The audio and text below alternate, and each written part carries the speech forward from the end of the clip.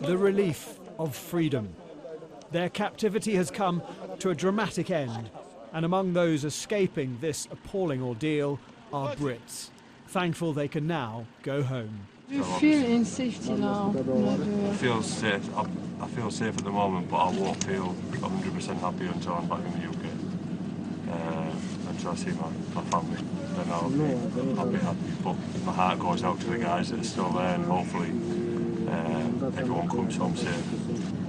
As much as we're glad to be out, our thoughts are with colleagues that are still there at the moment.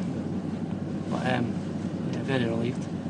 The reporter from Algerian state TV doesn't ask details of the ordeal, but is interested to get reassurance that the Algerian army did a great job. How do you think about the operation of the army Algerian to save you? I think they did a fantastic job. I was very impressed with the Algerian army. Very exciting episode. Well, I feel sorry for anybody who's been hurt. I thought the army and the gendarmes did a fantastic job. They kept it so nice and safe.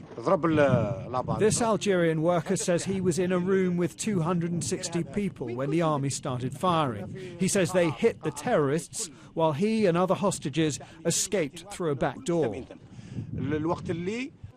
Those being treated by medical teams were also asked about the rescue operation. What do you think from Algerian army? They are a bit noisy. They are a bit noisy. They're a bit noisy, and we just heard. We were in our rooms, so we just heard what's happening. But they saved us. I don't remember. It happened Anything? so fast. It happened so fast. So fast? Those rescued seem thankful, but it's feared many were also killed, others still held, and Algeria's decision to storm the complex is a moot point. David Cameron told MPs he'd asked to be warned of any operation, but wasn't. Mr. Speaker, we were not informed of this in advance. I was told by the Algerian Prime Minister while it was taking place. He said that the terrorists had tried to flee, that they judged there to be an immediate threat to the lives of the hostages and had felt obliged to respond. Hostages of at least 10 different nationalities were caught up in this. Japan's government is said to be furious it wasn't warned about the operation. Britain and the US offered support in the mission, but defence experts say Algeria was keen to prove it could handle the situation. Algeria may have made the calculation that recapturing control of this gas field was more important perhaps than the risk of some hostages losing their lives, and that's the way the Algerian government has historically approached this kind of incident.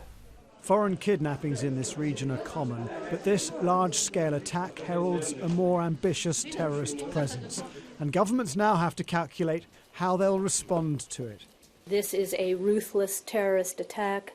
Algeria has a very long history of dealing with terrorism. They are dealing with people who have no respect for human life, and it is obviously in our interest to see them successfully bring this situation to a conclusion. Stories have emerged, including that of a Frenchman who spent 2 days hiding under his bed, and Brits apparently hiding in a space above the ceiling. But mixed with relief is sadness for those killed and fears for dozens of foreign workers still unaccounted for. Jason Farrell, Sky News.